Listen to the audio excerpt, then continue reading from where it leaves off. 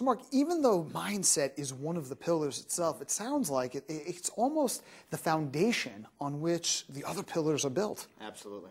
So what is the application of the other three pillars? Let's talk about that a little bit. Okay.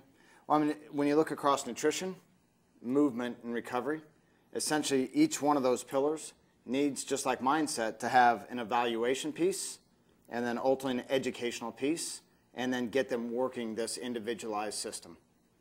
So what is the evaluation component of each? Movement, recovery, and nutrition. Well, when we look at how we evaluate nutrition, we really do something simple. It's 20 questions, takes about 10 minutes, and it gives us really a look at kind of their current educational status on nutrition and their behavioral status toward nutrition.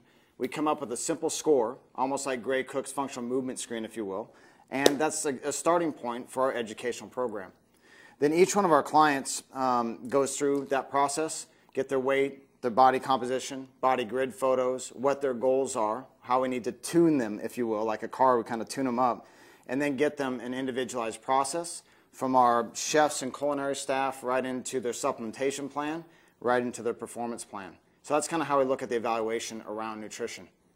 So what about the other two pillars? It sounds to me like you're on a fact-finding mission. Always a fact-finding mission. So what are the most important facts for you to uncover, or pieces of information, if you will, from your clients in order to properly individualize and implement a program strategy? Well, I think, again, making sure that we leave no stone unturned. I want to make sure that we have a comprehensive, integrated program that meets the amount of effort and the amount of time that they really have to throw at it.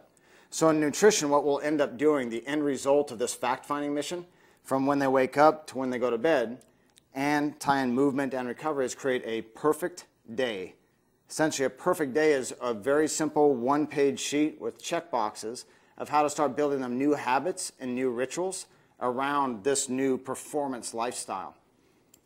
Now, how do you go about determining what movements will be appropriate for somebody given their goals, needs, wants, and abilities? What do you need to know before you start implementing exercise? Well, that's a great thing. Number one, I need to know that they have the right mindset about what we're going to do, because it may be different than they're used to.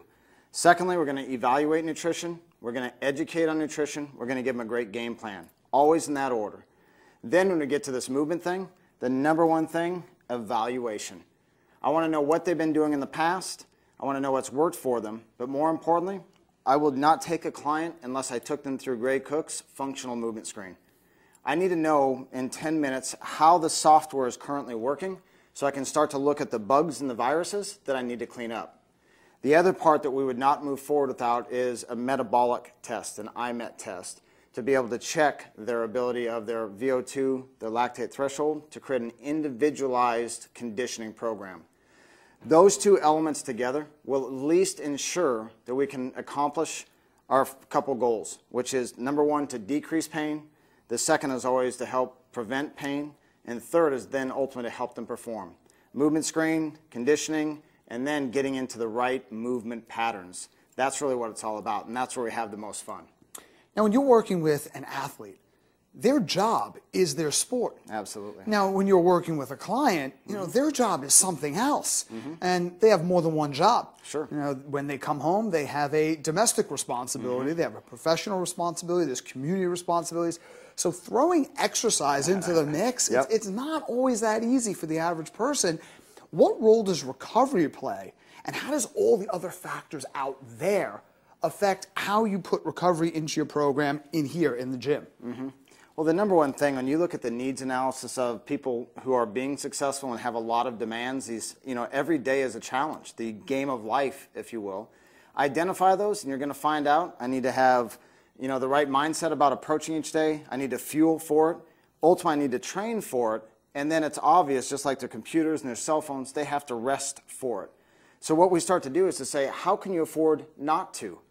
How can you afford to have time and energy for your kids if you aren't fresh and recovered, if you aren't showing up at work and having the right type of energy and focus to be productive so you can go home and spend quality time? So recovery can be very small breaks during the course of the day, can just be their general mindset to decrease the overall stress throughout the day, how they're viewing the world, all the way into how we optimize their pre-sleep rituals. And we start to go through the sleep element of preparing them for deep quality sleep, and they're getting more recovery as they do that. They're waking up refreshed. Now we can start to ask them to do more things, which gives them more energy and start that positive pattern. At the end of the day, work plus rest equals success. It's just that most people forget that rest and recharging point of their plan.